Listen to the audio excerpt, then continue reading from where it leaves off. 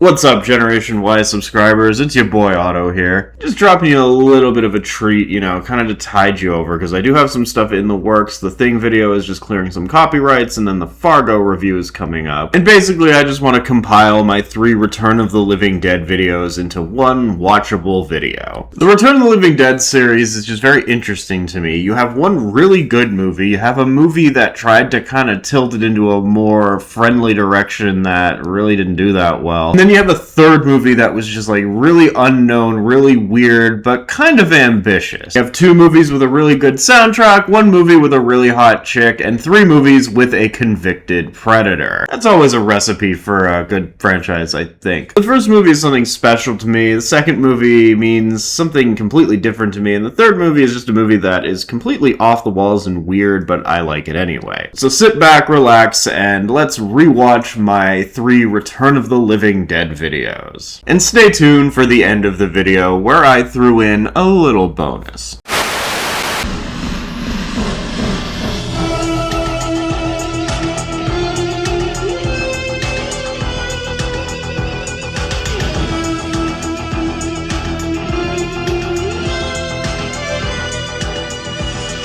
I want to talk about one of my all-time favorite movies, Return of the Living Dead. I think even those who haven't seen Night of the Living Dead know about Night of the Living Dead. It's the first modern-day zombie movie, and it's the one that inspired hundreds of zombie films from Hollywood, independent filmmakers, and Italian horror. It's inspired video games, comics, and while I prefer the 90s remake, I do respect the original for what it accomplished. I just know there's gonna be people, how do you like the 90s version better than the 60s version? I think the 60s version, while an accomplishment in filmmaking, is pretty boring, whereas the 90s version, it's not perfect, but it's enjoyable, and it has Tony Todd. What makes the original Night of the Living Dead so special is that up to this point, nobody had ever seen this type of violence on screen before. Like, the Hammer movies were a little violent, but this was like full-on disgusting. This predated the MPAA, so while there were some adults in attendance, a bunch of preteens and even children were present, and by the time the movie really ramped up the violence, the audience was stunned. Roger Ebert distinctly remembers some of the little kids in the audience were just like bawling their eyes out. It's pretty funny. Night of the Living Dead was a major success. It made $30 million against a $125K budget, and wow, that's actually an insane takeback, especially for the 60s. The movie was the brainchild of George A. Romero and John Russo. You'd think, wow, this really made both of those young filmmakers a lot of money, but unfortunately for Russo and Romero, the distributor failed to copyright the film, and it therefore fell into the public domain. I could actually just upload a full version of Night of the Living Dead to my channel with no repercussions. There have been multiple home media releases by multiple companies, anybody can remake Night of the Living Dead, and the only problem is you can't copyright it. Robert Kirkman was actually going to call his Walking Dead comic Night of the Living Dead for brand recognition purposes, but Image Comics told him they could not copyright it if he did, so they didn't do it. Despite not making that much off of Night of the Living Dead, the 2 writers, Russo and Romero, were going to continue the series, but there was a dispute over what direction to take it in. Eventually, this dispute was settled. Romero was able to do what he wanted under the title of the Dead, and Russo was able to do what he wanted using the Living Dead title. Romero would create a sequel, Dawn of the Dead, about 10 years after Night of the Living Dead, and this is often considered the best or one of the best zombie movies of all time. In the meantime, Russo would write a novel titled Return of the Living Dead. I never read it, but from what I gather, it's set 10 years after Night, and instead of the world breaking down like it did at the end of Night, the zombie apocalypse is averted, but they continue to spike the heads of the dead to keep them from reviving. Of course, in-universe, they start to treat it like a superstition, and they stop doing it, which allows it to start up again. Like I said, didn't read it, but it seems like a much darker story, centering around a whole group of escaped convicts, raping and pillaging suburban homes and tying families down so that when the zombies come, they attack the families while the criminals escape. Initially, the whole rhetoric behind writing a novel was to get it made into a screenplay, and Russo even started adapting his novel for the screen while leaving out some of the dark elements, and he had hoped to get Tobe Hooper to direct it. The adaptation was going to be in 3D, but it all kind of fell apart, and then writer Dan O'Bannon, who wrote 2 of the greatest movies of all time, Alien and Total Recall, was brought aboard and agreed to direct the movie as well as write it under the circumstance that he be allowed to completely rewrite the film and drastically alter everything to differentiate differentiate it from the Romero films, and so in the end, none of Russo's novel would be utilized outside of the title. I don't know why I'm even bringing this up, but it should be noted that some of the concepts from Return of the Living Dead the novel were utilized in the Night of the Living Dead 30th Anniversary Edition, as well as the John Russo-produced Children of the Living Dead, two movies that are complete dog water and have no place being mentioned on this channel. In George A. Romero's zombie movies, the films all take place in the same timeline, in the same universe, and are just loosely connected. There's no direct sequels, but the events are happening in sequence, such as in Dawn of the Dead when they fly over the rural part of Pennsylvania during the aftermath of Night of the Living Dead. In Return of the Living Dead, however, Night of the Living Dead was a film in their universe, but it was based on altered accounts of true events. That's not possible. I mean, they showed zombies taking over the world.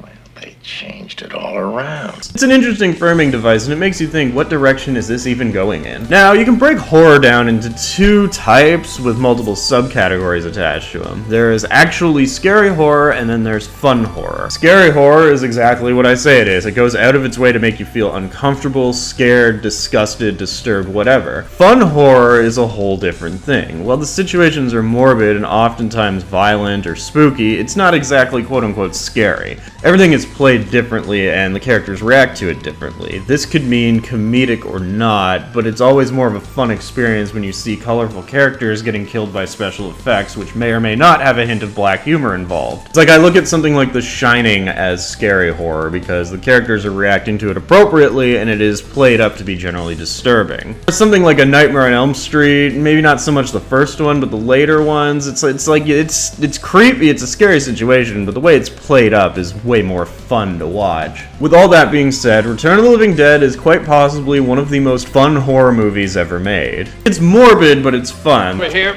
Frank.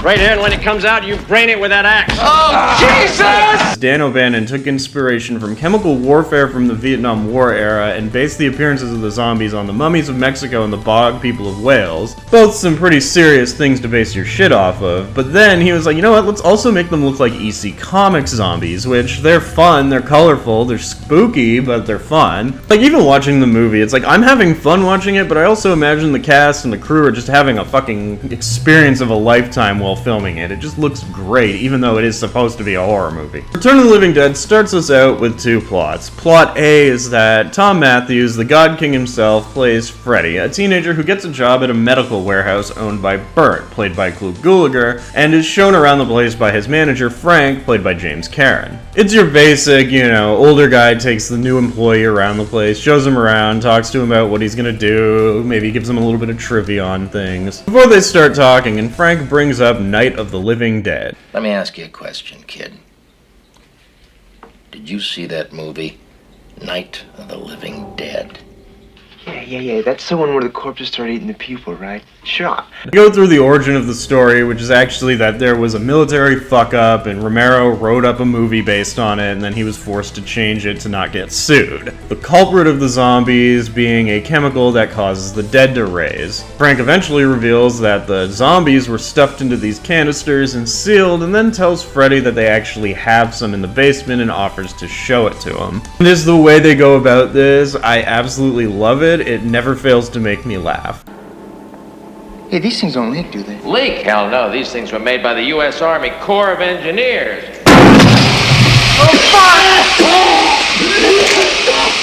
It's just so straight into the fucking point. It's like there's no beating around the bushes. They just hit it, boom, gas, zombies. While all this is happening, we get to see the other end, which concerns Freddy's group of friends. Played by Miguel, I should have gotten a better shot in Hollywood Nunez. Linnea, I have perfect tits and you're gonna see him Quigley. Brian, I'm a filthy, disgusting child molester Peck. And Mark Vic Venturini, as well as a few others. A lot of young, lesser-known actors from the time, two of which were in a Friday the 13th movie, Part 5, which was actually released a few months before Return of the Living Dead, and then later on Tom Matthews would be in Friday the 13th Part 6. Basically, they're your stereotypical 80s teenage punks, and they're looking for a place to party on the 4th of July. So yeah, this movie takes place on the 3rd of July, over the 4th of July weekend, hence why I chose to release this video around the 4th of July. I think what I love about this movie is, much like anything, it is just a situation that continuously gets worse and worse. When Freddy and Frank burst the seal on the barrel, it hit them and knocked them out, but it also started reviving the cadavers in the medical warehouse. including the split dog for vet schools and the human cadaver in the fridge. What is essentially a horrifying situation is played completely for humor, and the group runs out of options and decides to call Bert. You did what? You opened it, you stupid moron, you idiot. What's the matter with you, Frank? Haven't I always told you never to even go near those goddamn tanks? Naturally, Bert's not too happy that Frank fucking burst the goddamn military canister and intoxicated everything. But what transpires once Bert gets there is one of the greatest comedic sequences of horror slapstick ever put to film. The situation is outrageous, and the characters seem to know it's outrageous, but it's also horrifying in its own way. When Bert devises the plan to kill the zombie and Frank just starts freaking out. Over here, Frank. Right here, and when it comes out, you brain it with that axe. Oh, Jesus! It's just hilarious, though by all standards it should not be as funny as it is. The sheer amount of yelling and screaming and crying the characters do while trying to kill this thing is a fucking performance art piece. This should be on the stage. Oh, shit! Hold him down now, hold him down. What are you gonna do? Be a man, Frank, be a man. Return of the Living Dead does a great job establishing that the zombies in this movie are very different from Romero zombies, in that a headshot does not kill them, and even full-on dismemberment does not do the job. They're completely reanimated. It's ridiculous and unrealistic, but it's great. But at the end, the sad reality of this movie's plot is all this could have been avoided if they just called the number on the side of the barrel as soon as the breach happened. But Bert, not wanting to damage his business, decides to try and take care of it himself, and it just consistently makes things worse. Kinda like when your dad fucking tries to fix an appliance that's broken and he just keeps fucking it up. In between all of the events at the medical warehouse, we get to learn about our teenage characters. Well, some of them. You know, Trash is the morbid slut.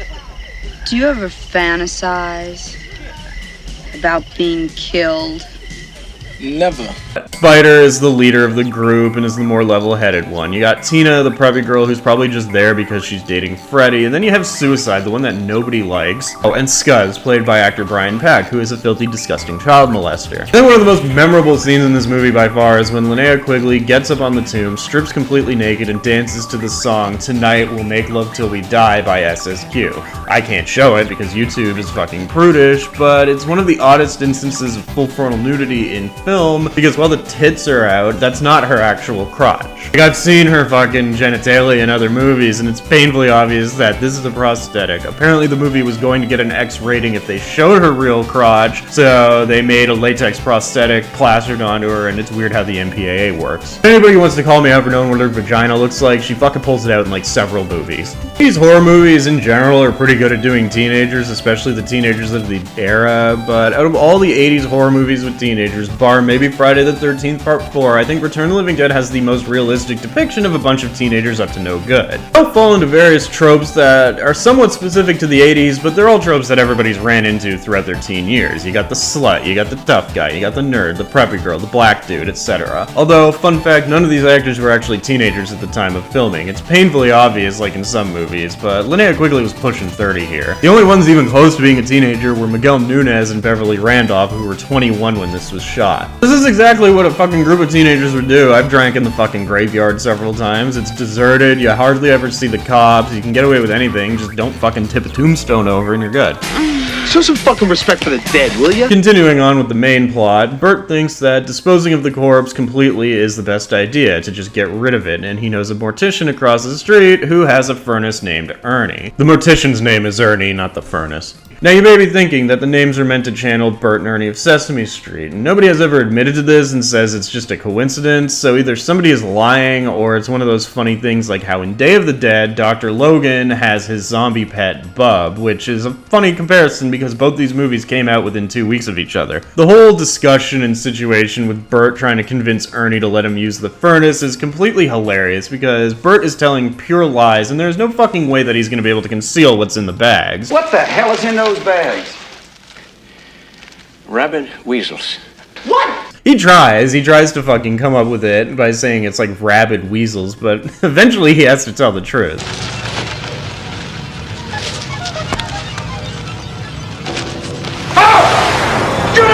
Part parts with the teenagers are good. It's obviously their way of giving a line to the target audience, which would be a bunch of teenagers, but the first act with Freddy, Burt, Frank, and then near the end Ernie are by far the best parts in the movie. This could support a whole stage show, like I said. It's just a performance from all four of these men. There's hardly any real gore or action in the first half besides the first zombie, and it's all just such great filmmaking. Special effects are pretty good for what they show, even though it's apparently a whole thing that the special effects were so bad at the beginning they fired the first special effects guy and reshot the scene with a proper one. And yeah, that guy needed to go. It just keeps getting worse from here though, because they burn the corpse, but then the fumes from the corpse get into the clouds and are rained down into the ground around a whole ass graveyard, causing hundreds of zombies to come up. Even before the threat of the zombies is introduced, the kids get hit by this acid rain from the chemical, and then they get introduced to the tar man who takes a bite out of Suicide's head.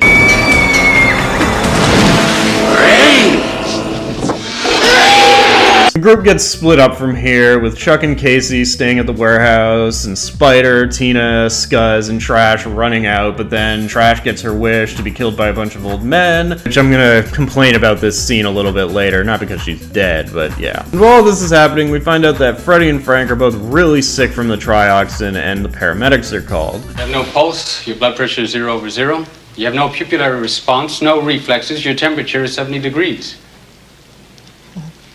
What does that mean? Well, it's a puzzle.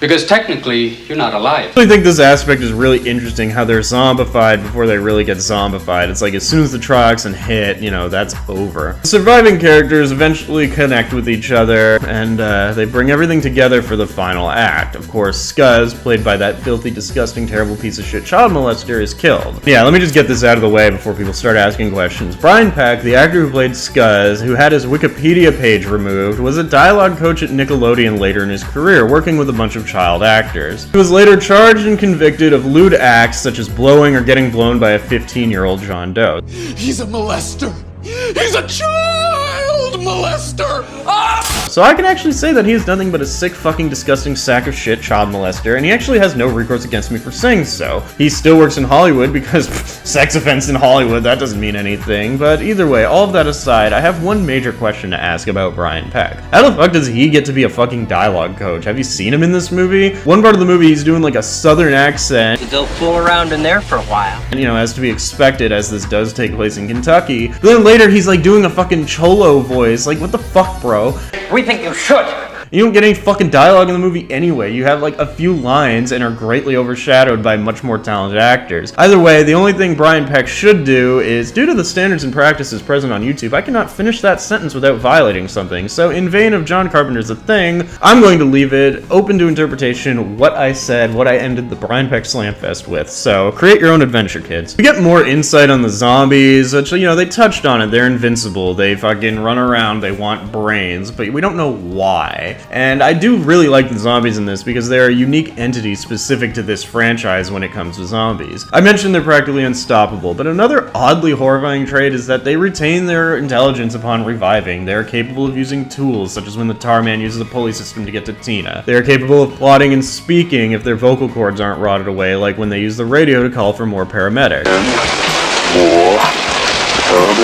It's actually interesting, and despite this being a more lighthearted, you know, zombie movie than the Romero movies, it makes them much more threatening and horrifying because they're capable of thinking. And fun fact, for those who don't know, the stereotypical chant from zombies seen in many parodies, including the Simpsons Halloween episode with Dial Z for Zombies, originates from Return of the Living Dead. But it has a deeper meaning here, as there's a chemical in human brains that makes the zombies actually content and not feel the pain of being dead. The torso zombie explains it perfectly, that being dead is not very fun. And yeah, that makes sense. Being dead is probably not a good time if you're, you know, revived for it. Near the end of the second act, the movie kind of starts to slump, but it fires right back up when Frank and Freddy, who've been progressively sicker since getting blasted in the face by the fucking trioxin, succumb to it. Frank has the sense to burn himself alive, something that wasn't in the original shooting script, but was suggested by James Cameron, who was actually supposed to end up in the zombie horde out in the rain, but he didn't want to film in the rain, so he was like, hey, let me just kill myself instead. The other hand, the Freddy character shows why I gave Tom Matthews the moniker of God King on this channel, because his performance as a zombie is just fucking so enjoyable to watch. He's good at being rabid and crazy. This whole scene just oozes intensity. I love the slow-mo they use when it's finally revealed he's turned. I like how he's just fucking frothing at the mouth and acting completely crazy. While the zombies have power in numbers outside, the more desiccated ones are actually weak individually, but a healthy human that just turned is pretty horrifying to think about. If the Academy wasn't so shitty about horror movies, this definitely would not have earned him an Oscar, but I still love this fucking sequence. It's to a point where the last remaining characters go to make a run for it, and while James Caan and Tom Matthews had such undeniable chemistry in the beginning, chemistry so good that the second movie literally just put them back together, I think Clu Gulager and Miguel Nunez's chemistry is pretty undersold in this movie. They work together really well too. I'll get one of the cars, we'll bring it up here to the door. Police car, they should still have the keys in the ignition. Son of a bitch, the motor's still running. Good, I'll drive. I'll drive. Fuck you! It's a shame that they didn't get to do more together up until about the final act, but that's okay. Them in the car is good. It's like an Odd Couple situation. It's your young Gen X punk and boomer business owner. They work together fine, even though technically Gulager is part of the silent generation, but I think in the script he's like a little bit younger than his actor actually is. But either way, it's the generational difference makes for a good Odd Couple situation. So I didn't mention it up until now, but there are a few scenes that cut away to an old military man with some strange communication equipment. It's revealed that he's actually been tasked with waiting for report of the missing trioxin barrels, knowing they'll eventually turn up. And this comes into play shortly. Also, I was today years old when I found out that this guy not only appears in the second movie as his character, because I haven't watched the second movie that much, but he also played the hobo who gets his head ripped off in Halloween 3. The only real issue I have with Return of the Living Dead is it gets the small scale stuff really well. All the stuff with the trapped people works great. The bottle setting is perfect. When it gets to the large scale stuff, however, I feel it's too quick and they're clearly hiding the lack of budget. I get it, the movie was not a big budget picture or anything, but, you know, I don't know. The two parts where the cops get attacked are satisfactory, but we could have used a little more of the outside chaos. The movie itself is just pure chaos. There's not really much in the way of a plot, like there is, but there isn't, but it just kinda, it's escalation, until it gets to the biggest issue I have with this movie is it's just abrupt ending, and I get it. The movie escalates to a point where there was really no other way it could have ended. That is, with the town getting nuked by artillery. I'm not really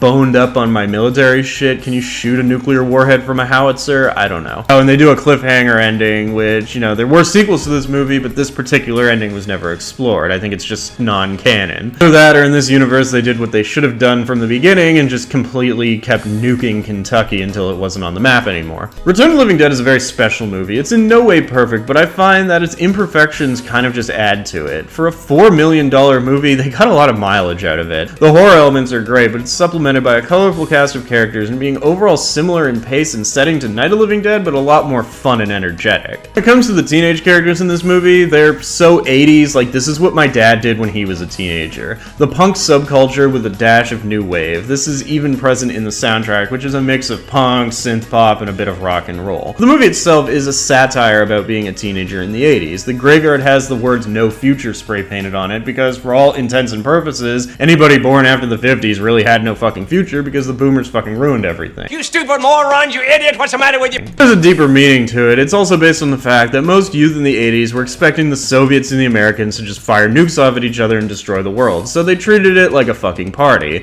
And when that didn't happen, he ended up with my fucking parents. The movie manages to be completely nihilistic. The situation is fucked. A boomer takes charge of the situation, and rather than do the appropriate thing and, you know, call the fucking number on the barrel, he succumbs to his pride and is like, I'll handle this myself. And in true boomer fashion, he makes everything so much worse. And I'm not bad-mouthing Bert. He's not a bad person, but his pride caused everything to get out of hand, and as a result, a bunch of fucking people died. But the movie, being completely nihilistic, manages to depict it as a fun good time, just like the 80s. There's layers to this. Dan O'Bannon was clearly at least somewhat in touch of the youth of that era. My history with Return of the Living Dead is a strange one. I actually recall seeing it for the first time around when Freddy vs. Jason was coming out. That's when not only were people renting the Friday and Nightmare movies like crazy and they were on TV all the time, but other 80s horror movies were getting screen time on movie networks and even on network television. I remember just flipping channels at my cousin's house, and it was about the last act of this movie, but I just decided to watch it to the end, and the ending kind of stuck with me. The fact that it just ends with them getting nuked, the way it freezes on everything like the day after movie, for a movie that I didn't see all the way through and that I didn't even know the title of, it stuck with me. And about 4 or 5 years would pass, and I would kind of go into my 80s horror phase again. I was looking at 80s horror movies to watch. I'd pretty much exhausted Dawn and Day Day of the Dead, so I did a bit of reading and saw Return of the Living Dead. I'm like, oh, it's a horror comedy. Okay, I looked up how much it was at HMV, saw that a new DVD release just dropped, and it was on sale for $15. I said, fuck it. I took the morning off of school, rode the subway down to the Eaton Center, picked myself up a copy. And oddly enough, I ran into my friend Brad, who was also skipping school that day.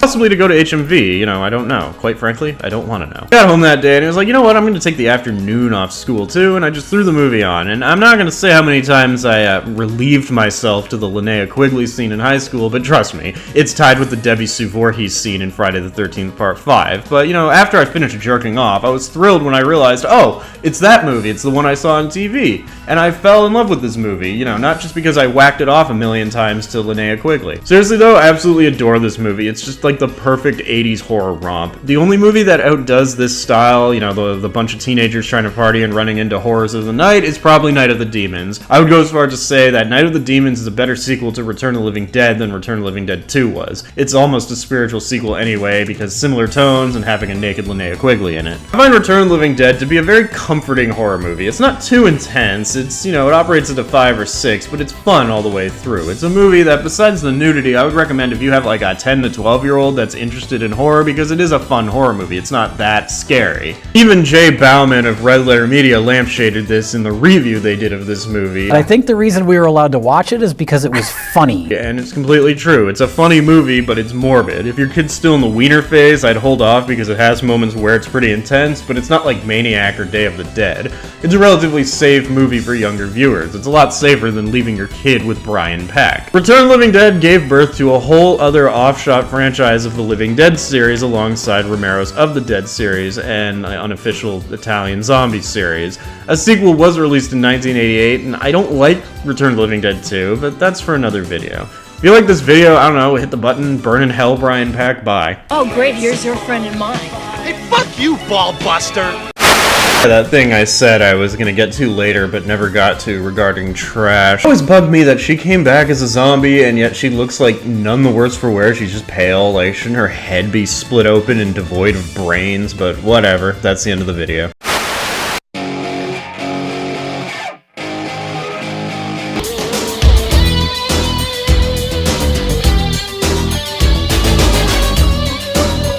So last summer, I reviewed Return of the Living Dead, which is easily one of my favorite horror movies of all time. It is 100% a fun horror movie, which basically means that it uses horror conventions and is, in essence, a horror movie, but it's loaded with dark humor, comedic performances. Son of a bitch, the motor's still running. Good, I'll drive. No, I'll drive. Hey, fuck you! And isn't so much obsessed with creating tension or scaring you as it is showing off special effects and ramping up the excitement. And I think all of that is really likely why it was such a big success. Sometimes you don't really want to watch a horror movie to be scared. You want to watch a horror movie to see some special effects, some zombies, some ghouls, some monsters, and for it to just be a good time. And that's not to say that the movie didn't have some disturbing moments, but it was certainly intended to be more of a roller coaster experience than a horror experience. Return of the Living Dead is often considered to be one of, if not the best zombie movies ever made, as it makes some creative changes to the conventions of zombies for the better, and it has a colorful cast of characters, as well as some themes that were very appropriate for the Reagan era, and as a result, many people look back on this movie fondly. One of the more common stories I've heard is a lot of the older generations, aka the kids who were born in the late 70s and grew up in the 80s or whatever, were actually allowed to watch this as kids because it was a comedy. It is a funny movie, but it is also loaded with violence and frontal nudity, but that's okay because that's what 80s horror is all about. I look at Return of the Living Dead as one of the perfect gateway horror movies because it's not too intense, it's not too scary, it's not really that violent, and besides the nudity, it's pretty suited for the preteen age viewers who are looking to get into horror. It's also the perfect horror movie to show to like a person who isn't really into horror, like a date or a cousin or whatever. And of course, in some cases that could be the same thing, but it's good for people who aren't really that into horror because it's not too scary. It is like 100% fun, but it has all the special effects and everything. Return of the Living Dead was a huge success, and producer Tom Fox had hoped to continue with that success. It was the 1980s, and if you had a moderately successful horror movie in the 1980s, you were an idiot for not trying to franchise it. Initially, Fox had envisioned a movie that actually would have tilted it towards horror more than the first one. However, when he hired Ken Wiederhorn to direct and write the project, he was convinced to play off more more of the comedy aspect of it.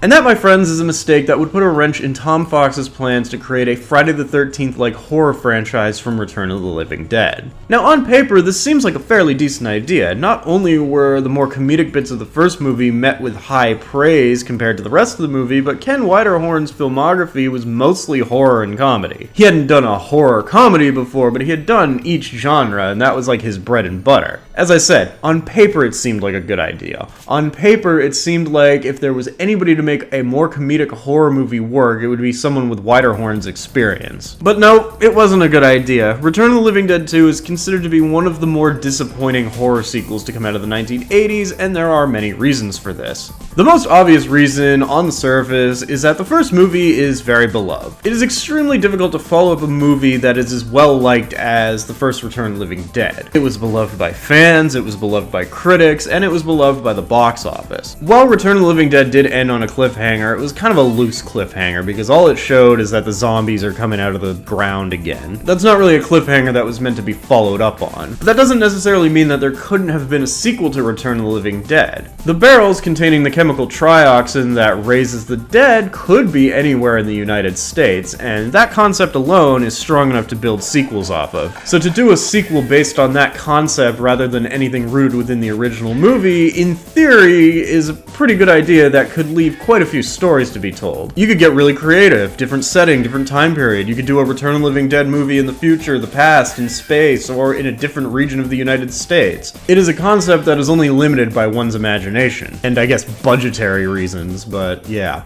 Spoiler alert, they really didn't get that creative with the concept when they could have. So if you didn't catch on to the tone I'm using to kind of introduce this movie, you're gonna find out I really do not like this movie. I don't think anybody who likes the first one really likes this movie. There are probably the odd few, but it's generally a disliked sequel. And that's not just viewers, like the people who were in this movie don't like this movie, the person who wrote this movie didn't like this movie, the people who worked on this movie do not like this movie. Return of the Living Dead Part 2 is just misstep after misstep after misstep, and the first of these missteps is describable in 2 words: child protagonist. I really do not understand the rhetoric here. Like, the first movie was very clearly geared towards teenagers, but could be accessible to all age groups. Horror movies in general are for like the 14 to 25 demographic. If I had to take a wild guess, somebody saw that Lost Boys was a success, or that Monster Squad was starting to become popular on home video, like, with kids. It makes me think with someone like, hey, kids liked the first one, so let's miss the point entirely and make a movie with a kid protagonist so that the kids will be excited to see it. Missing the entire point that the reason kids probably like the first one, or like any horror movie, is because they know they shouldn't be watching it. The kid is played by Michael Kenworthy, who oddly enough has appeared on this channel before. He was in the Blob remake, which I feel I should note in casual conversation a few weeks ago with my friend Brad. He asked, was that kid in anything else? And I jokingly said, yeah, I think he was the kid from the Blob, not knowing that he was actually the kid from the Blob. I was kind of just making a joke about how 80s kid actors are basically cogs that are indistinguishable from one another,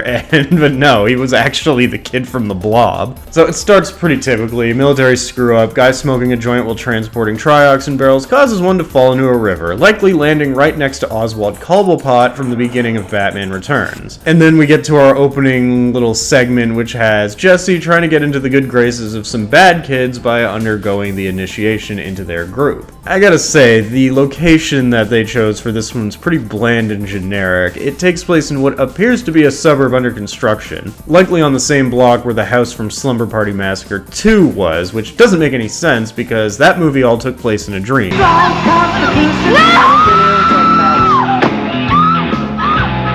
But moving forward, the location of this movie stinks. It's just a few houses and a graveyard. It's whoop-de-doo. I don't think this movie aimed to do anything of quality besides the zombies themselves, which we're gonna get to eventually. Jesse chickens out during the initiation and runs into a drainage where he finds the barrel, and then he is later locked into a crypt as punishment where he desecrates a corpse. For what it's worth, Michael Kenworthy is not a bad actor for a kid. He's okay in this, he was okay in The Blob. But I think the direction here is the problem, because his underreaction to the corpse really bothers me. I don't think a kid would be that calm if he saw like a dead body that he just like fell on top of.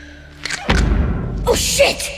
But that's okay, because there's so much more for me to complain about in this movie, such as the fact that they brought back Tom Matthews and James Karen from the first movie as different characters. This time, instead of Frank and Freddy, they're Ed and Joey, who along with Suzanne Snyder are a group of grave robbers. Well, Suzanne's kind of just there because her boyfriend's there, but they're grave robbers, so I guess this is apparently like an 1800s movie now. Now, the two do have their funny dialogue again. That's clearly the reason they brought them back, was to get that dynamic back, but it's diluted. It's not very good. They don't seem really that into it, and there's really nothing that funny that they do or say here. I think the main reason why it is like this is because it's missing the core element of how this worked so well together in the first movie, and that core element is a good director. And, of course, Clu Gulager. These two get well-deserved credit for their performance in the first movie, but a good part of why that worked so well was Clu Gulager directing traffic and being somewhat of a straight man while James Karen and Tom Matthews were freaking out. There was a delicate balance there that made it work. Clu Gulager obviously didn't return to Return of the Living Dead for this movie, although in the making-of documentary, They Won't Stay Dead, apparently most of, if not all of the cast of the original movie was initially intended to return for this movie. I think it might have actually made the movie better if they got every single cast member to be in this movie, just as completely different characters in a completely different story. As far as I can tell, based on the material that is available to me, Don Calfa, Linnea Quigley, and Beverly Randolph were all told to be ready to shoot a sequel, with Don Calfa stating that he later came in for a meeting thinking that they were just going to get started, and it turned out that they wanted him to audition, and he didn't end up getting the part.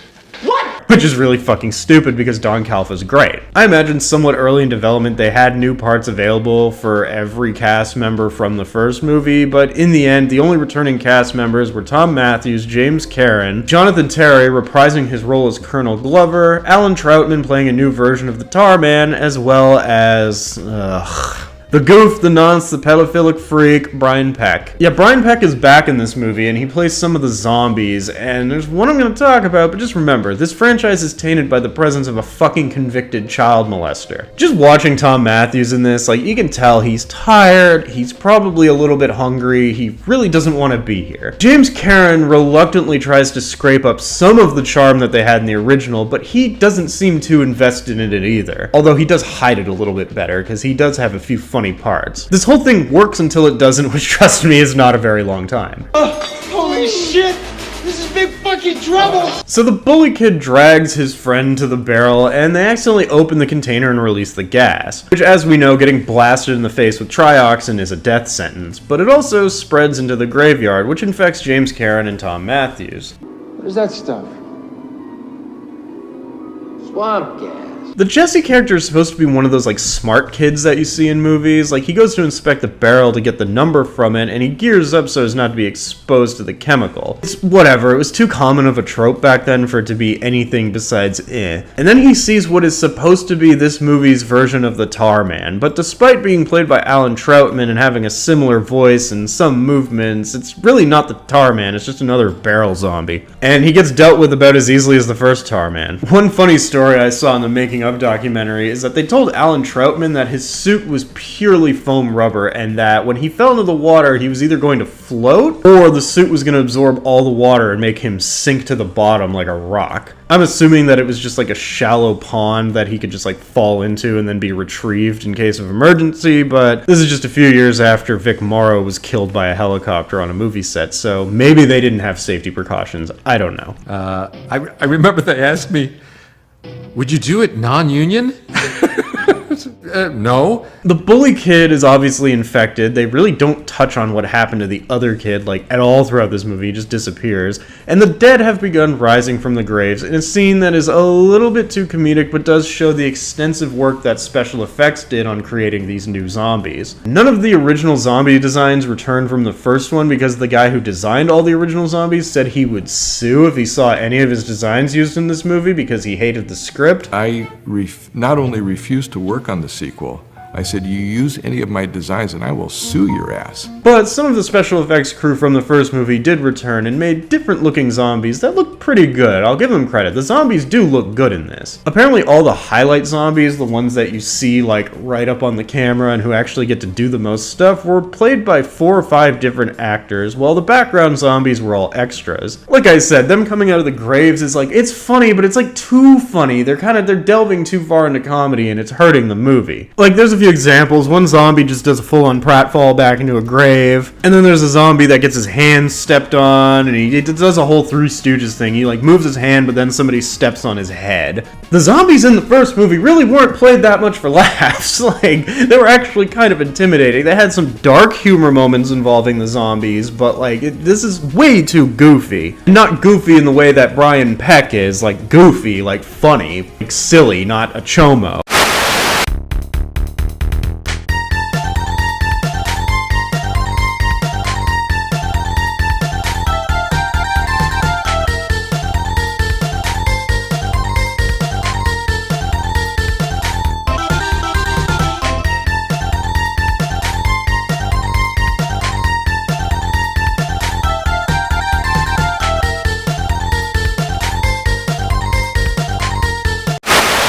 It feels like they're trying to make the zombies way too charming here, like the woman who puts her glasses on and can see. Like, all of this reminds me more of something out of like Dial Z for Zombies from Treehouse of Horror 3 than it does a Return of the Living Dead movie. And I'll go ahead and say this now, I think Dial Z for Zombies is actually a little bit more of a horror story than this is, and that's really sad. I thought you were dead and...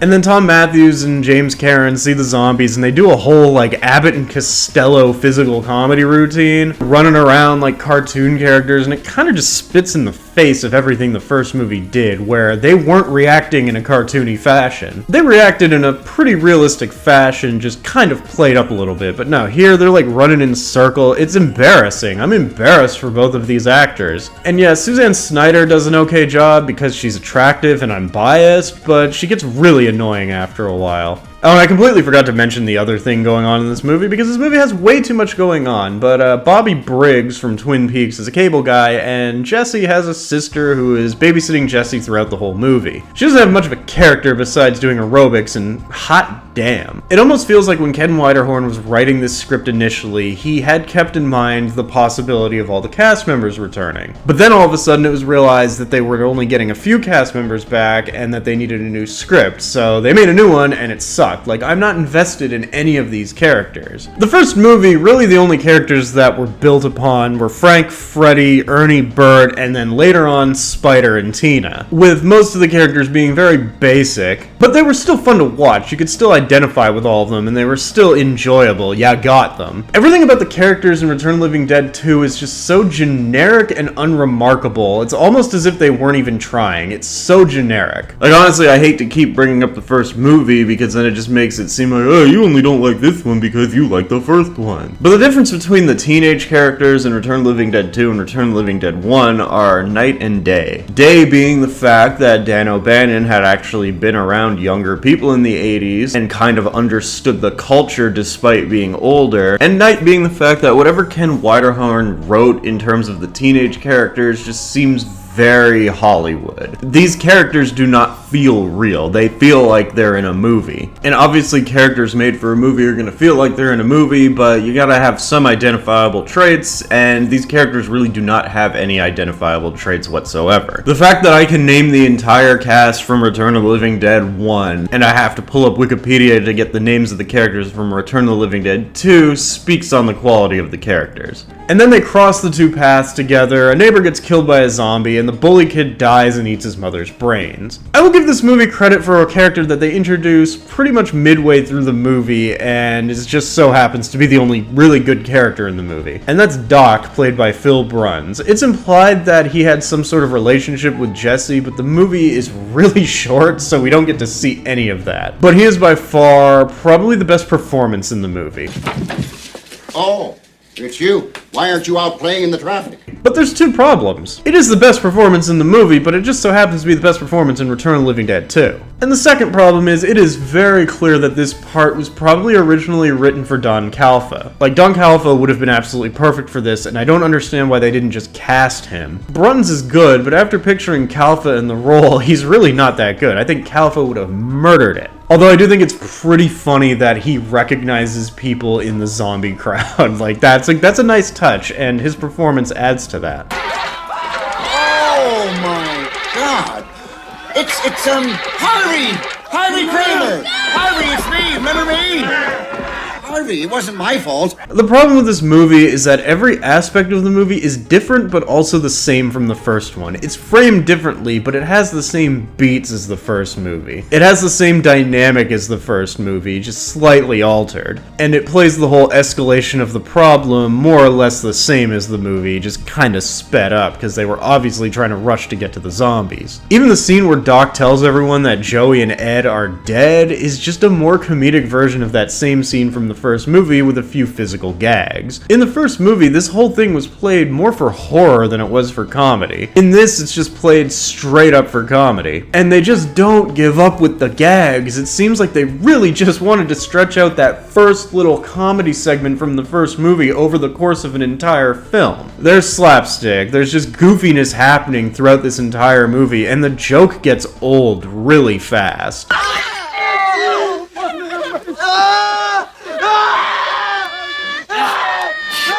Get that damn screwdriver out of my head! You see, the thing is, and say it with me everybody, the first movie started to kind of wind down on the humor as the horror elements became more apparent, but this movie just keeps trying to go with the fucking humor. The only thing that really made me laugh about the screwdriver in the head bit was just how you could hear Tom Matthews fucking screaming over everybody, because he has a very distinct voice. But when I was rewatching this, it got to the fucking car scene where they were like playing hot potato with the fucking live zombie hand, and like, it just got to a point where I was like, oh my god, just wrap this up already. It got fucking annoying. I feel so... I just got this feeling. Yeah. Me too. No, it's like we've been here before. Shut the fuck up. There's like a brief moment where the military is involved this time. Like, you get to see the colonel again who's looking for the barrel, and apparently they evacuated the entire town off screen and left behind a few army guys for whatever reason. Fun fact, the character of Sarge is played by Skinner from the X-Files. The transformation in this is not nearly as horrifying as it was in the first. Like, you genuinely feel bad for Frank and Freddy, but here they do it really quick and again play it more for comedy. I'm gonna get you help. Professionals, the best. Will you shut up? Shut up! Joey and Suzanne Snyder try to run back the "let me eat your brains" bit from the first movie, but again, it just sucks and is played way too off-tone. They were trying to kind of make it romantic, but it's just awkward, and like, again, Tom Matthews is really not into this at all. Oh, Brenda, your brain smells so good, so rich and spicy. Spicy? Yeah. Joey, I am not in the dead guys! We do get to see James Karen eat somebody in this, but then Joey and Ed are never seen in the movie again, not even at the end. I'm a fair critic, I will give credit where credit is due, and there is one neat aspect that they added. So if you watch the first movie, you know that the trioxin zombies are pretty much unkillable. They're completely animated to the point where even dismemberment and destruction of the brain doesn't kill them completely. The only way to get rid of them is to burn them down into nothing, but in burning them it causes the trioxin to get into the air, which causes rain, which brings more zombies, etc. It's part of the whole escalating conflict. In this movie, they add a new method of dispatching these zombies. When Billy Briggs sees the zombie at a pet store, no doubt the same pet store that Pee Wee Herman saved from a fire, and he decides to run one down, which results in the zombie getting electrocuted and dying. So the conclusion has them lure all the zombies to a power plant. Jesse has a final showdown with the bully kid, and they electrocute every zombie. And this leads to the only part of the movie that a lot of people remember, and that is the Michael Jackson zombie, which is a visual gag that comes out of fucking nowhere and is really funny because of how stupid it is. The only problem with the Michael Jackson zombie and the idea of the Michael Jackson zombie is that it all came from, you guessed it, Brian Peck. Yeah, apparently that goof just came up with this right on the spot, and they almost didn't shoot it, but then at the last minute they decided to shoot it just for shits and giggles, not knowing if it would make it into the final picture, and then it did, and it became one of the more memorable aspects of this movie, which is completely soiled by the fact that it was created and performed by Brian Peck, a convicted child molester. I really don't like this movie, and like, I tried to see the good in it, but what it did that was original just wasn't very good, and what it retreaded from the first movie also wasn't very good. Tom Matthews is quoted as saying that the best part about being involved with Return of the Living Dead 2 was the catering. Watch your tongue, boy, if you like this job. Like this job? Like this job? Any interview or documentary or retrospective of this movie is a combination of, quote, this movie sucked, or, quote, this movie could have never lived up to the original. I find both of those statements to be very agreeable, but no matter what, you will hear nothing but praise of the zombie effects, and that's cool and all, but it also contributes to the problem that they really try to make this movie more about the zombies. In the first movie, yeah, the zombies were present, but the charm comes from watching the human characters try and deal with it, and then cope with it, and then figure out a plan to get out of it. Zombies are wallpaper compared to the human characters and the environment. Much like Night of the Living Dead, you're focused on what the survivors are doing and the zombies are merely an obstacle. Here, it's just constant zombie gags and it gets really tiresome after a while. And the movie's not as violent, that's fine. They didn't want to go for violence, that happens, you know, I'll go over this a little bit later, but they don't even really do a lot of exciting action sequences in this. Even like when they're driving and trying to lure the zombies is tame. There are maybe 3 or 4 redeeming qualities to this movie. The first one I've gone over, that's Phil Bruns' Doc. The second one is the score, which is awesome, but is not present on the DVD release, and it was replaced with a really cheesy Zombies Ate My Neighbors sounding soundtrack. Like the song I used at the start of this video was originally what was used over the scene where the zombies rise from the dead. In the DVD release from the 2000s, they used this score, which was just awful.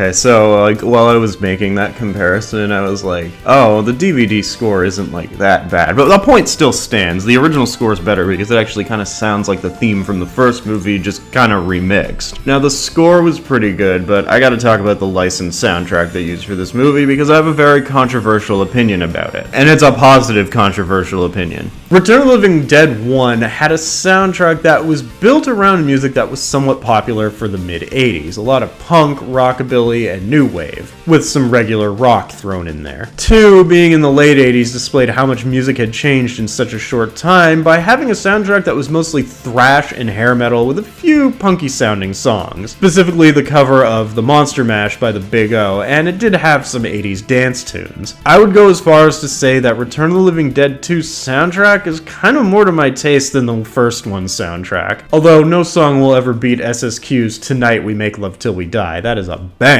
The 4th redeeming quality is kind of a backhanded compliment, and that's that the movie is pretty short, but that's really muddled by the fact that this movie is one 89-minute drag. It's painfully obvious that when they realized that they weren't going to really be able to make anything good out of this, they weren't trying. And in that making of documentary, the cast and crew even state that they believe Kevin Widerhorn didn't even like the movie. So why was it even made? Why didn't they just try to make a different movie? From what it sounds like based on interviews, based on what I've read, and based on watching the movie itself, Tom Fox was not thinking about the movie himself. He was fixated on the concept of franchising the movie, and that leads to a few issues. Part of why Return of the Living Dead 1 was so special was that Dan O'Bannon wrote and directed it. Dan O'Bannon is one of the greatest screenwriters of all time, and he clearly had a vision for Return of the Living Dead. He understood the culture that it was satirizing, and he understood the target audience, and he understood film at that point, how to make something mainstream. Keep in mind, this is the guy who co-wrote Alien and Total Recall and countless great movies. Return of the Living Dead 1 is truly a movie for the era. Like, sure, it's a mastercraft that is still enjoyed to this day by people who weren't there for it, but at its core, it was a movie geared towards the then and now. Looking at Return of the Living Dead 2, I can't even really tell who it's supposed to be geared towards. It's certainly not geared towards fans of the first movie, because Tom Fox is completely tone deaf, and fans of the first movie don't like this one. So I'm trying to deliberate here. Who could this be geared towards? And when I first saw the movie, I figured that they dropped it down to a PG-13 to maybe try and appeal it to kids, as I mentioned earlier. Because the first one was liked by kids, but the problem is, kids don't like shit that's made for kids. Not at the age where they're gonna be watching a movie like Return of the Living Dead. It's like when I was like 10 to 12 and I was watching the RoboCop movies and I got to 3, I didn't want to see a plucky child protagonist, and I'm pretty sure people who were fans of this movie as kids didn't want to see that for Return of the Living Dead 2. Half the time it just turns out cringe and just kinda limits what you can do with a movie when you have a plucky child protagonist in it. However, I also later found out that this movie was not rated PG-13, that it was in fact rated R, and I don't find that really justified because this movie is really tame. The first movie is relatively tame compared to some of what was out at the time, but this movie has almost no violence, absolutely no nudity, and it's really not all that scary. There's some harsh language, but I don't see anything in this movie that would warrant it being rated R. It's definitely not scary, like maybe I could see like really little kids getting spooked by it, but by the time I was 12, I'd watched some pretty intense horror movies. There's a modicum of reasons why this movie wasn't successful, and it's probably because the movie wasn't very good, but the late 80s in general was not a good time to try and start a horror franchise. Because by that point, horror was starting to fall out of favor with the general audiences. It had become cliched, it had gotten stale. The two most profitable horror franchises of the era, Friday the 13th and Nightmare on Elm Street, were starting to get less box office. And when movies fall out of favor with the general audiences, they start to fall out of favor with things like the studios and the MPAA. I have the feeling that this movie, which again should have been a PG-13, was just stamped with an R rating by the MPAA without them actually reviewing it based on what they knew the content was. They see Return of the Living Dead and they're like, fuck it, R rating, it's a horror movie. Furthermore, this was 100% a fuck you, it's January release, which is one of, if not the worst seasons for films. The movie didn't like flop, like it was a disappointment. It only made $9 million against a $6 million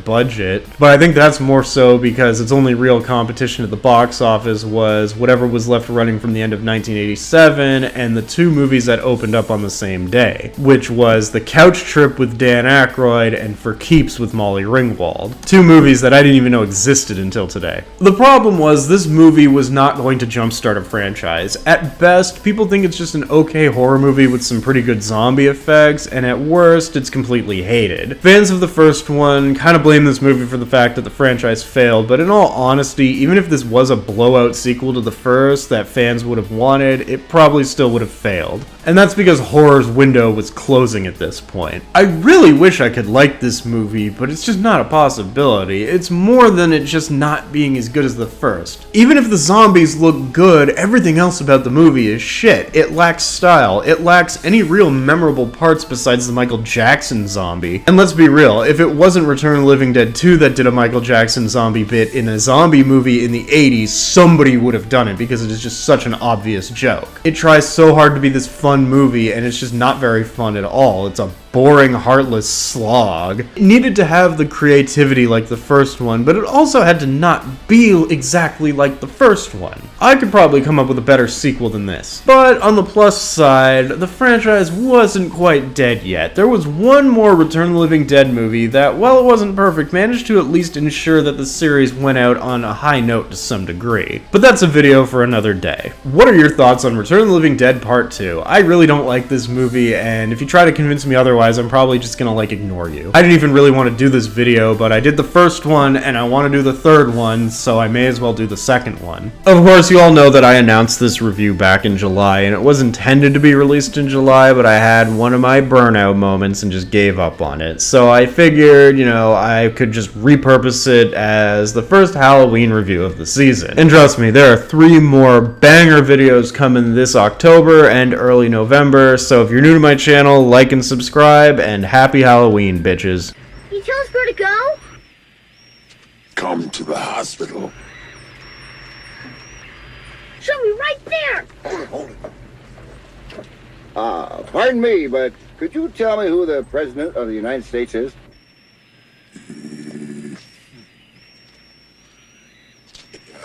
Harry Truman. Who's Harry Truman?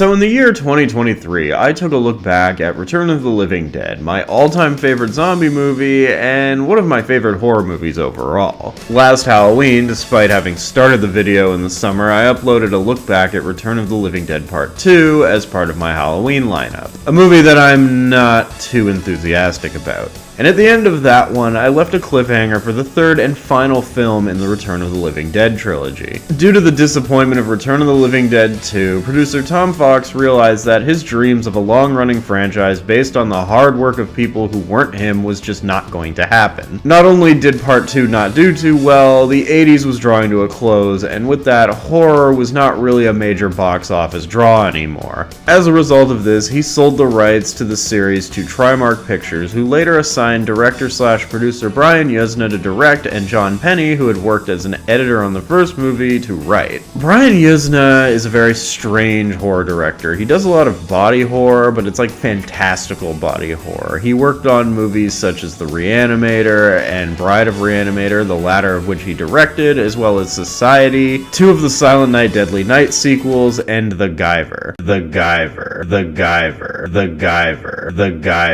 Yuzna mostly worked as a producer, but he did foray into directing from time to time, and he was assigned to direct Return of the Living Dead 3. Yuzna himself was a fan of the first movie and had wanted to work on the series for quite some time, and this gave him the opportunity to do that. But I have a minor thing to complain about in regards to this. You had wanted to work on this series, and yet your movie features a lot of deviations from the rules set in the previous movies. Well, we'll get to that when we get to it. Apparently when this movie was given to Yuzna, it was practically carte blanche. The only guideline in which they were given was that the trioxin gas, which raised the dead in the first two movies, had to be what caused the zombies in this movie. This movie really kind of stretches the whole trioxin zombie thing, and besides that, they also deviated from the overall comedic tone of the first two movies. Fans of the first Return of the Living Dead movie sometimes have very harsh opinions on the sequels. I mean, I didn't like the second one very much, and I was pretty hard on it, and I'm not the only one. There are people who think that the second Return of the Living Dead movie is just too silly, it played too much into the comedy aspect of it, and just overall wasn't very good. Well, there are detractors of Return of the Living Dead 3 who believe that the movie wasn't funny enough and just doesn't really feel like a Return of the Living Dead movie. You kids don't know what you want. That's why you're still kids, 'cause you're stupid. Just tell me what's wrong with the freaking show! To some extent, I do agree with this. It does not really feel like a sequel to Return of the Living Dead on the surface. However, I feel I should say I don't hate this movie. I actually do kind of like it. I like it better than the second one for reasons. Although upon a rewatch, I did kind of find a way that this movie does very subtly keep itself in line with its predecessors, specifically the first one, but we'll get to that when we get to it. Early 90s horror is weird. You can definitely see that there was a lot less faith in whatever project because it was mostly done by third-rate studios on less of a budget. It was at this point that studios, big or small, knew that there was not much of a chance of an 80s style horror movie becoming a huge smash hit. It's that weird kind of dead zone period for horror, which was in between the end of the 80s and the release of the first Scream movie. Horror was in a sorry state for this brief period of time. And I feel I should note that while I do like this movie, I don't really think it's like a good movie. It's low budget, it has very little connection to the previous movies, and quite frankly, it spends a lot of time doing nothing. But there's a certain quality to that nothing. I think for what it is, for what it provides, it's a fun watch. Now, they were given the guideline that they had to use trioxin, and for those who didn't pay attention to the movies or didn't watch my previous reviews, 2,4,5-trioxin is a substance that in the lore of the movies the government had recalled. It was intended to be a herbicide, but it ended up raising the dead, so they didn't want that getting around. And in parts 1 and 2, due to human error, there ends up being a zombie outbreak. Whether it's Frank smacking the barrel in the first movie to prove how sturdy it is. Hey, these things don't leak, do they? Leak? Hell no. These things were made by the U.S. Army Corps of Engineers. Oh, fuck!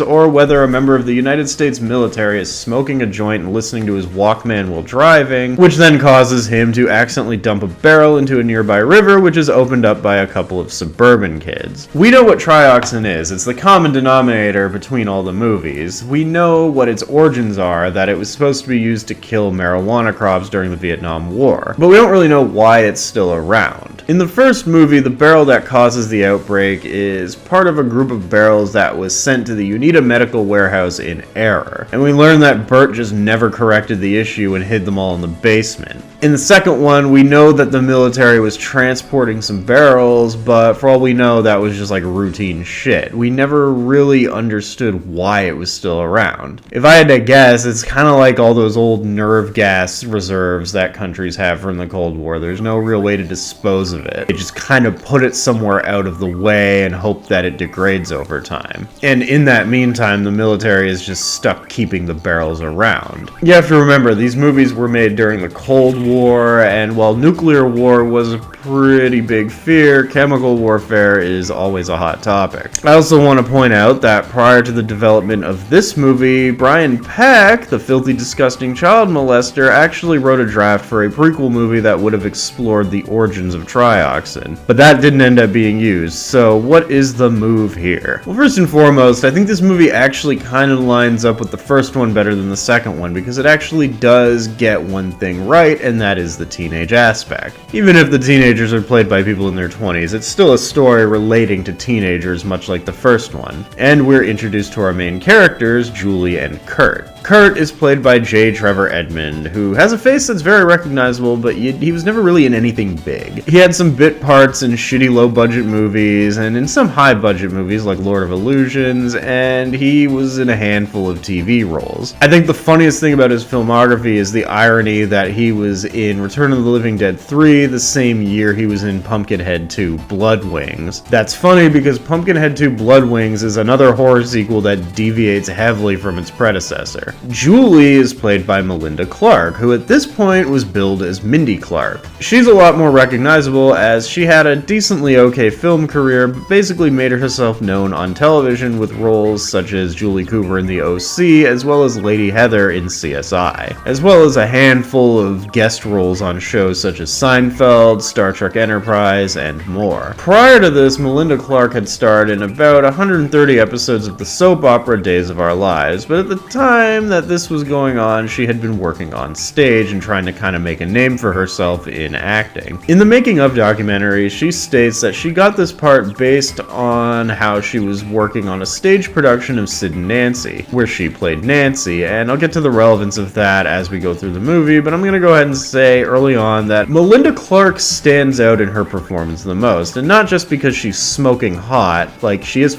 fucking hot, but her acting kind of keeps the movie from going into bad territory. She's just like a cut above everyone else in the production. Essentially, this is her movie, everybody else is just acting in it. I can't do this anymore. What? I can't keep pretending. I mean, I want it to be like it was before, but I don't feel the same. Going back to the trioxin discussion, we get a little bit more lore on it as we find out that at this point in time, the military has been using trioxin as part of some trials for a super soldier program. Kurt and Julie sneak into the base and watch the experiments, and Julie finds herself fascinated by it, which immediately kind of channels Trash from the first movie.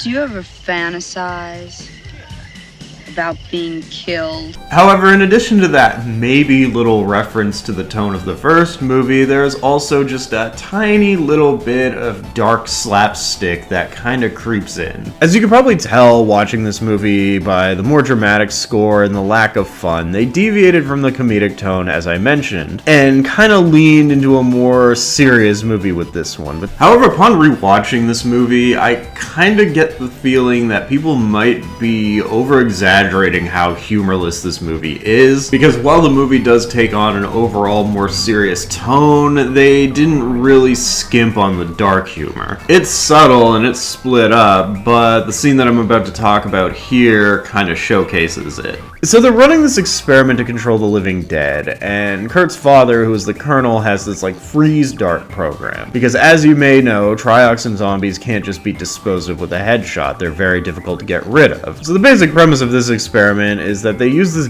dart that freezes the brain, which knocks the zombie out. And this would be great as a concept if the zombies didn't have parts that acted independent of the brain, but whatever. The funny part is that it doesn't really work all that well, and while the guys in the little containment chamber are cleaning up, there's a whole fiasco where one dude gets his fingers bit off and gets attacked, and when they freeze the zombie again and tie him down, the guy who got attacked gets up and attacks another guy, and it basically ruins the colonel's reputation. While this does kind of go against the rules in the last two movies, where they never actually show a bite causing somebody to turn into a zombie, I can easily just chalk this up to like, oh, they're using like a different batch of trioxin or something to that effect. So after completely embarrassing himself in front of his boss as well as his colleague, played by the chick who played Ursa from Superman 1 and 2, Kurt's dad tells Kurt that they have to move again, and Kurt doesn't want to move because he's got a fine piece of ass in this town, and a fight ensues which causes Kurt and Julie to run away. But tragedy strikes when Julie tries jerking Kurt off on the motorcycle, which is a fucking really bad idea, and Kurt swerves and launches her into a post. And yeah, not to like victim blame or anything, but to the best of my knowledge, you need a lot more focus to drive a motorcycle than you do a car.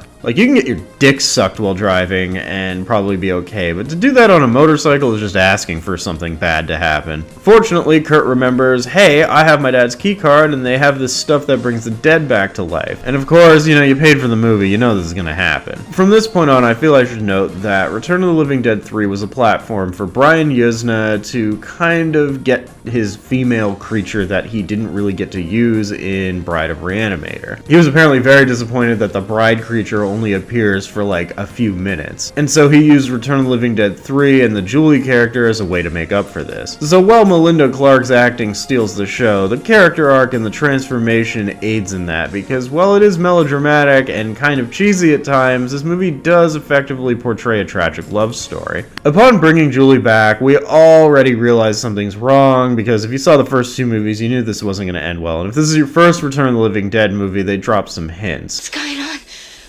Kurt, what's wrong with me?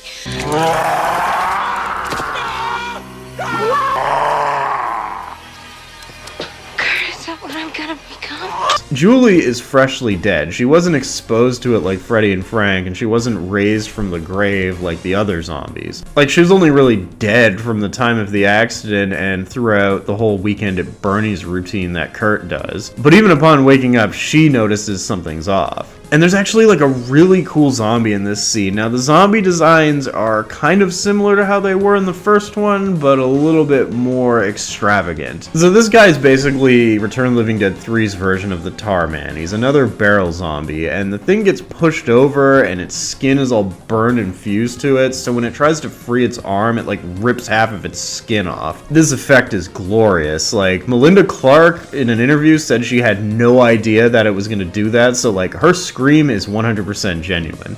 But I didn't know what was going to happen on the day, and this zombie literally like separated its bodies, like split in half right in front of me, and I screamed like it was real.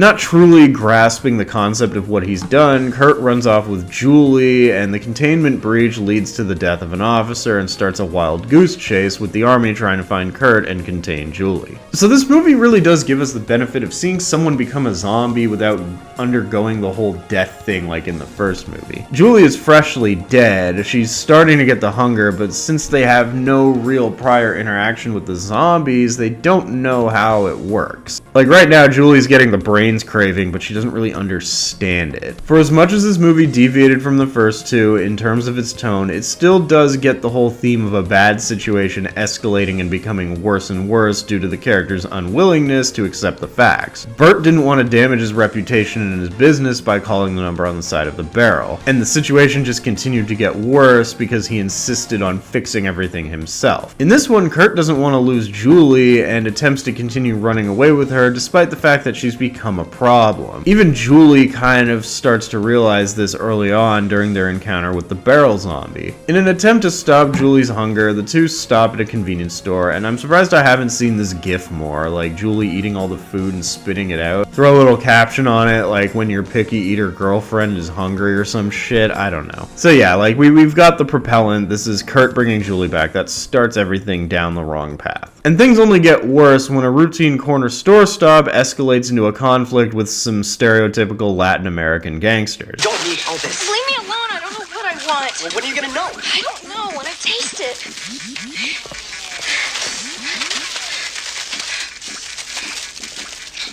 Hey, man. What the fuck is wrong with her? Which turns into a robbery with the store owner getting shot and Julie biting one of the Vatos. We get to see Julie figure shit out for herself. She bites the gang member on the arm, and while the Return of the Living Dead zombies don't eat flesh, this allows her to figure out that brains are the answer to her hunger. Which this is explained in the first movie that brains stop the pain of death, like there's a chemical in there, but in this movie they actually kind of offhand mention that the zombies get bioelectricity from the neurons in the brains of the people they kill. I don't know. I'm not like a biologist, so I can't really say if that's bullshit or not, but it's probably bullshit. And everything just keeps kind of piling up and getting worse. Like they're trying to get the injured store owner help, but then he gets his brains blown out by the cops that are chasing them, and to make matters worse, Julie hops in the back and figures out what brains do for the undead, which then causes the store owner to turn into a zombie and attack some cops, and Jesus Christ, that crowbar to the head scene is nasty.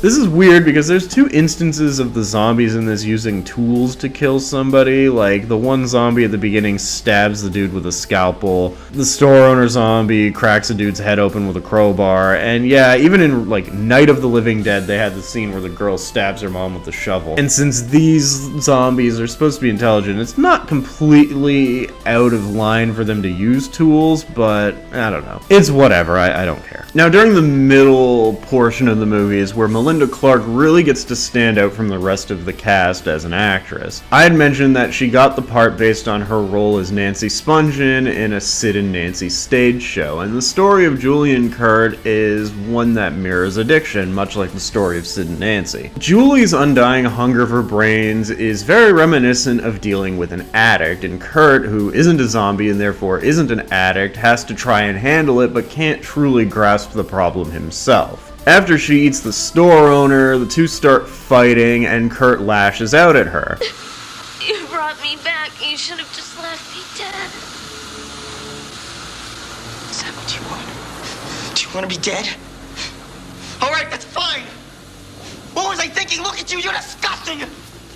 Basically scolding her for something that is essentially his fault, which causes Julie to attempt suicide by jumping off of a bridge, which of course doesn't kill her, but it's still a pretty sad scene. It's a bit melodramatic, but it is somewhat relatable. Like, I've never had a girl jump off a bridge or anything, but when you're young and your emotions are going, you're not quite mature yet like these two characters are, shit can get kind of melodramatic. The chemistry between J. Trevor Edmond and Melinda Clark is pretty solid. You definitely get the feeling that this is a young, naive couple, even though they're both like 25. Kurt was guilty and wanted his goth girlfriend back, and he got her back, but now he has to deal with her being a brain-hungry monster who kills everything around them and makes shit worse and worse. He got way more than he bargained for. While Kurt is kind of a dick, you do feel bad for him. Like, he thought he was doing the right thing by bringing Julie back, but was he doing it for her, or was he doing it for himself? And it definitely leans more into he was doing it for himself when you look at what happens to people who are brought back with triox. Granted, there was no way for Kurt to actually know this would happen, but still, he saw some of the experiment, he just didn't really take much of it in, and he didn't see the worst part of it.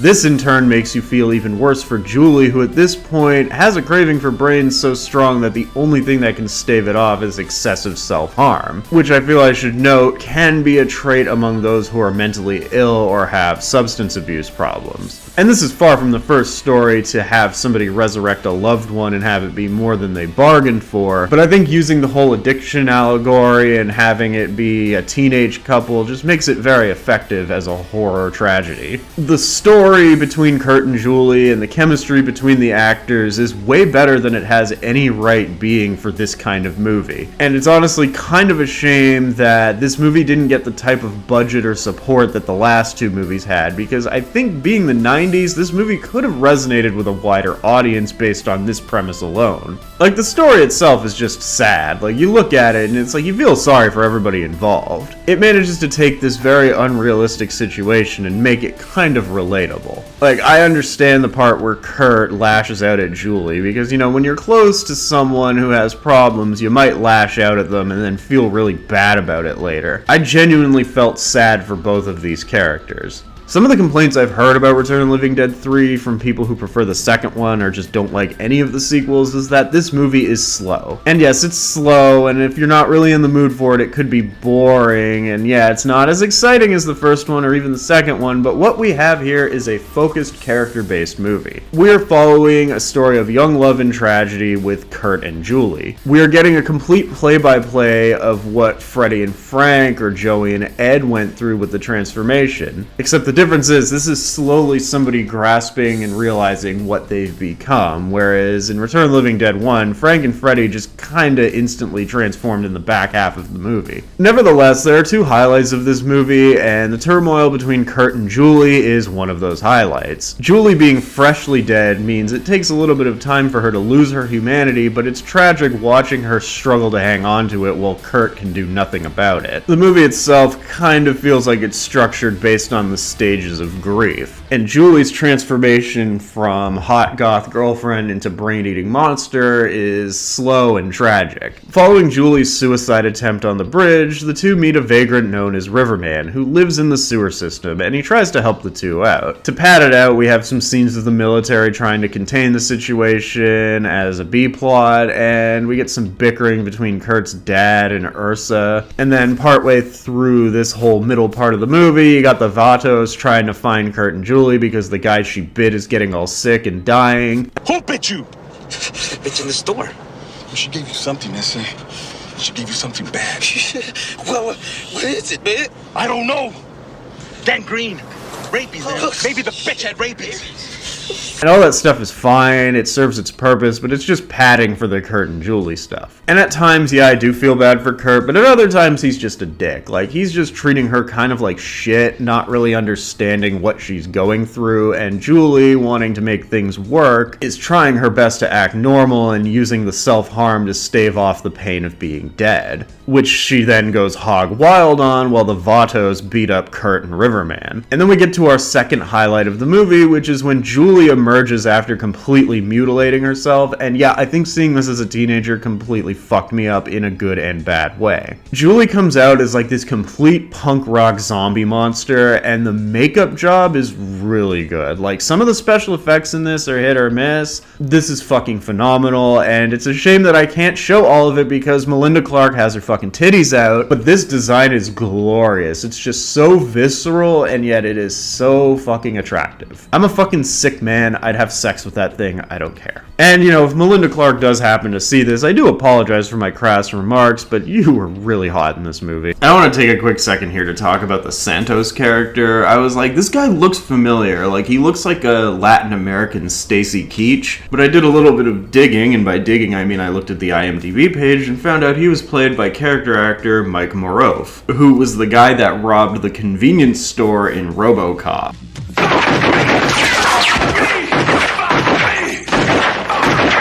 He's pretty funny in this movie. Like, he makes that comment about Julie in the store, and it's like, it's weird because he's kind of out of place with this group. You'd think like a younger guy would be there, because like they're all kind of probably teenage, early 20s age, like gangster types, but this dude's like an old school Vato. And then he fucks around and finds out when he tries to bang Julie and gets his head ripped off.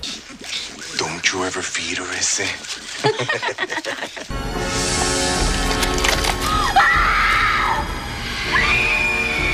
So after Julie emerges as a monster and completely gives into her zombie instincts, the whole story goes to shit because she wastes all the Vatos in a pretty brutal fashion, I might add, but me and who. But because of this, we get a little bit more of that escalating problem issue because all the Vatos that Julie killed are now back as zombies. And furthermore, Julie is starting to fall more and more into just being an uncontrollable zombie. The pain isn't stopping her from getting hungry anymore, and finally she gives into her hunger and kills Riverman while Kurt tries to hold off the zombies. And yeah, Mindy Clark really kind of put her all into the zombie performance as well. She's like creepy, but she's still kind of hot.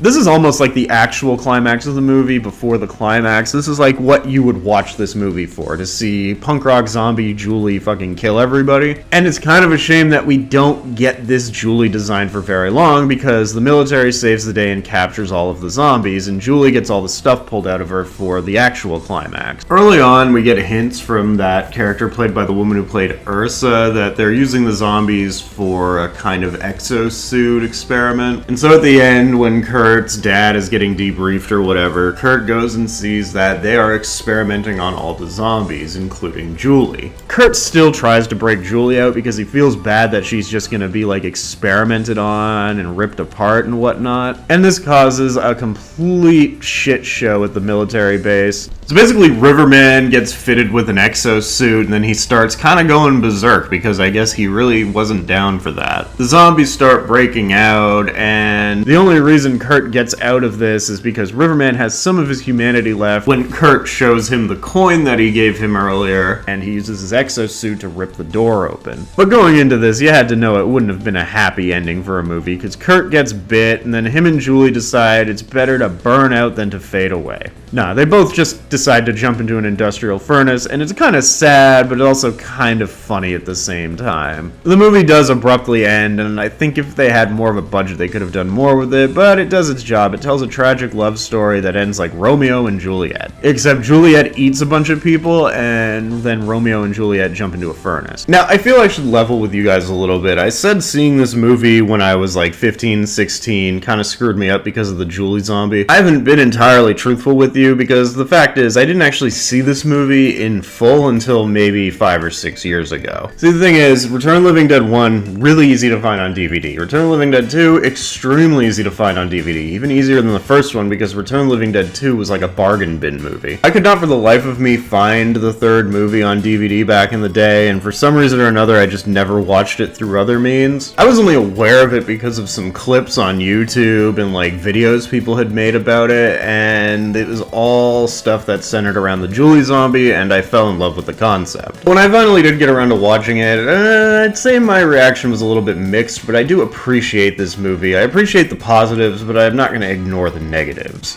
The positives are the good performance of Melinda Clark, the chemistry between her and J. Trevor Edmond, and the general idea behind it. Like, it does continue the whole trend of the Return of the Living Dead movies. It has trioxin in it, it's got the escalating conflict, and I'll get more into this as we go through the wrap-up here, but this movie doesn't completely isolate itself from its predecessors. However, this movie is full of negatives. It's shot on, like, video, I think. It does not look like a film. It looks a lot cheaper than the first two, and that's fine. This was like a straight-to-video movie. And the problem is, whenever we actually do get to the zombies, we don't really see a lot of them, and in the climax, when there's all the zombies around, it's all really low lit. You never really get a good look at anything, and I don't understand why. Because the special effects in this movie are actually pretty good. Like, the suits they made for the barrel zombies look good. Sure, the Santos headless zombie's a little bit corny, but like, everything looks good in this movie. I don't know why the lighting was so bad. It just simply didn't show enough, and I can understand why some people might not be so into this movie. It is definitely flawed, but I personally liked it.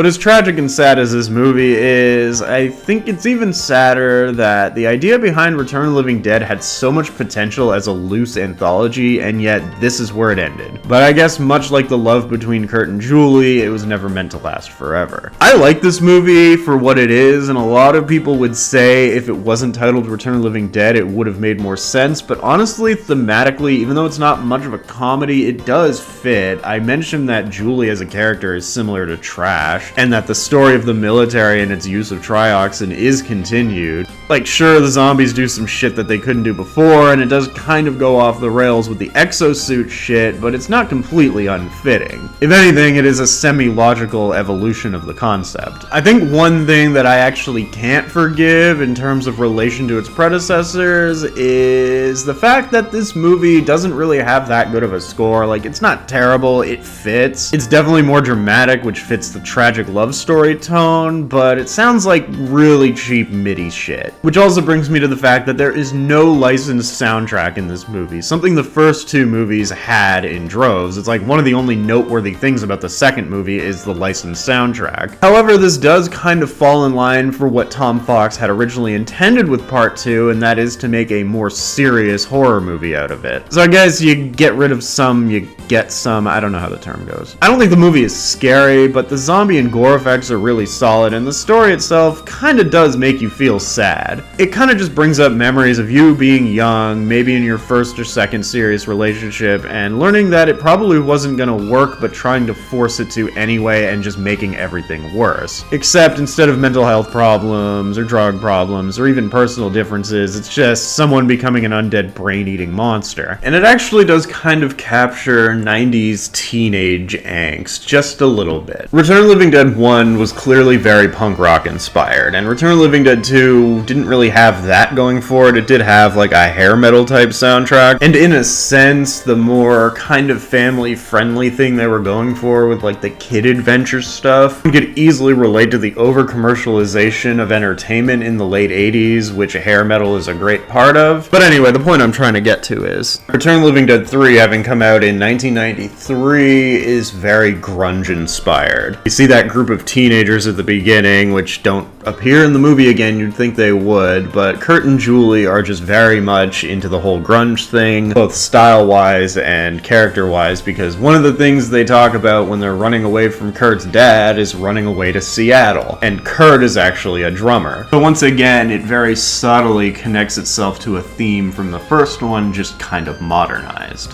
When the movie does decide to go all out for its highlight scenes, that being the opening lab scene, Julie killing the Vato scene, and the climax, it's not bad. It's certainly low-budget 90s horror, but it does a good job of being low-budget 90s horror. And it manages to add an interesting dash to the overall lore of the trioxin zombies. Sure, it's flawed, it's slow, you might have to be in the mood for it, but I do find this movie to be enjoyable. Return of the Living Dead 3, as I mentioned previously, was not a widely theatrically released film. It only had a very limited theatrical release in the United States before going straight to home video. So its box office was only $50,000 versus its $2 million budget, but I am sure in rentals it made its money back. Just like, look at the cover, that's something you would rent. And sure, it didn't really do any good for anybody involved because the state of horror was dead, but it is worth noting that despite having become a legitimate television actress, Melinda Clark has very fond memories of the movie and looks at it in a positive light. Most actors who did like a horror thing before they got into more serious acting tend to kind of shit on the horror thing, but Melinda Clark appears at conventions, she talks about fans of the movie, and she did interviews for the documentary feature on the Blu-ray, and was even featured in one of the commentary tracks. So it's nice to know that while Melinda Clark is a successful television actress, she didn't forget where she came from and has accepted her place among horror fans as the hot zombie chick from Return of the Living Dead 3. Nevertheless, this was the final installment of the Return of the Living Dead series. I would say as far as 80s horror franchises go that aren't Nightmare on Elm Street or Friday the 13th, it did pretty well. It has one movie that's looked upon very fondly with two sequels that have cult followings. I really don't think it needed to end this way because the premise is so malleable and yet unique that you could come up with 100 stories for it and it would probably do somewhat well.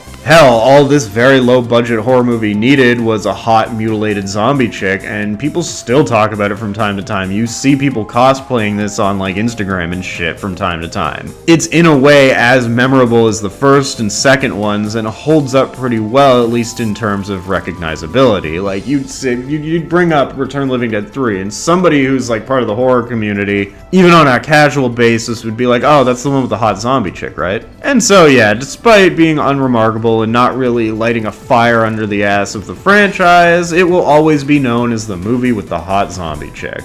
Well, that was my final installment in the look back at the Return of the Living Dead Trilogy series. I like 1 and 3 a lot, and 2 has its moments that I like, but I think if you're a fan of these movies, you either like the second one and hate the third one, or you hate the second one and like the third one. I guess I'm team Return of the Living Dead 3, but regardless of personal taste, I had a lot of fun talking about this trilogy, and really hope that someday they do something else with it. Maybe with like some of the original cast. I think Miguel Nunez still acts. So what are your thoughts on Return of the Living Dead 3? Let me know in the comments, and... okay, fuck, fine.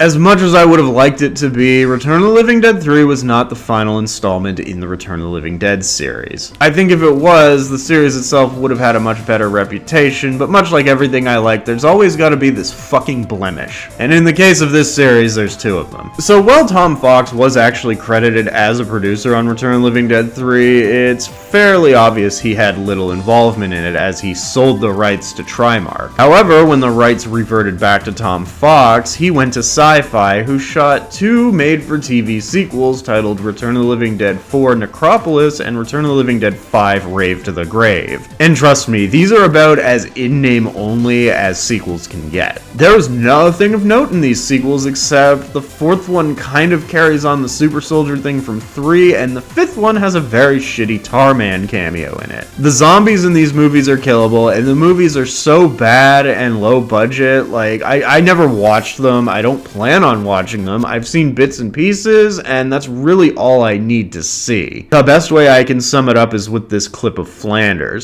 Well, I've seen about enough. Okay, I guess there's one other noteworthy thing, something I just found out while doing like 5 minutes of research on these sequels, is that both of these movies were written by horror actor Bill Butler, who you may remember from Friday the 13th Part 7, Texas Chainsaw Massacre 3, and the Night of the Living Dead remake. With the first 3 Return of the Living Dead movies, there's some memories attached to them. Like, I remember going to HMV to buy Return of the Living Dead on DVD and then really liking it. But even prior to that, there's the memory of me seeing it on a movie channel and not knowing what the movie was. With 2, there's the memory of just randomly seeing it on the movie network as well, and then there's the memory of me being disappointed by it, but still finding something like the Michael Jackson zombie funny. And then with 3, there's the memory of fucking pubescent Otto wanting to just, like, go to town on the hot zombie girl. But I don't have any memories of 4 and 5 because I never watched them and I don't plan on watching them. I guess the only thing even close to a memory I have of Return of the Living Dead 4 and 5 is my friend Brad had them on DVD for some reason. Like, he got them at the bargain bin at HMV because you could get those movies for, like, 2 for $3 or whatever. And I remember, like, joking about watching them. Like, if we were sitting there, he'd be like, oh, I'm gonna put it on. I'd be like, oh god, don't put it on. And then he never ended up putting it on. But I guess there's like a running joke attached to how bad these 2 movies are. So yeah, that's my memory of 4 and 5, is just like not wanting to watch them because they were bad. As you would have guessed, the series didn't really get reignited following the 2 bad sequels. What a fucking surprise. And despite being a concept that I still to this day think could be utilized for movies, it just hasn't really come up. That's what I would be saying if this past holiday season they didn't just announce a sequel. From what it appears, based on press releases and whatnot, this is to be a direct sequel set 18 months after the original, and it appears that it takes place during Christmas for some reason. I don't know how optimistic I can be about this. I don't really have high hopes for it. I don't think a sequel would need to be tied to the first one because 2 and 3 were just different stories with the trioxin gas, and while I don't like 2 that much, it worked as a concept and 3 worked as well.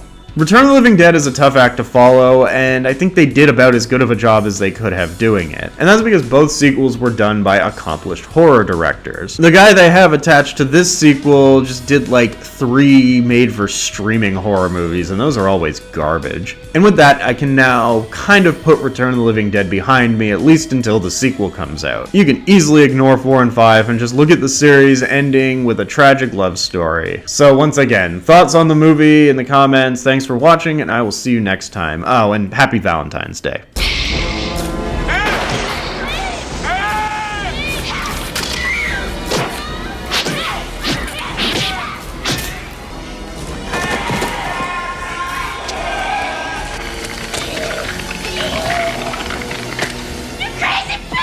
Also, I promised a bonus, so here's a bonus. It's a picture of Brian Peck with all the words for child molester I can find. Thanks for rewatching.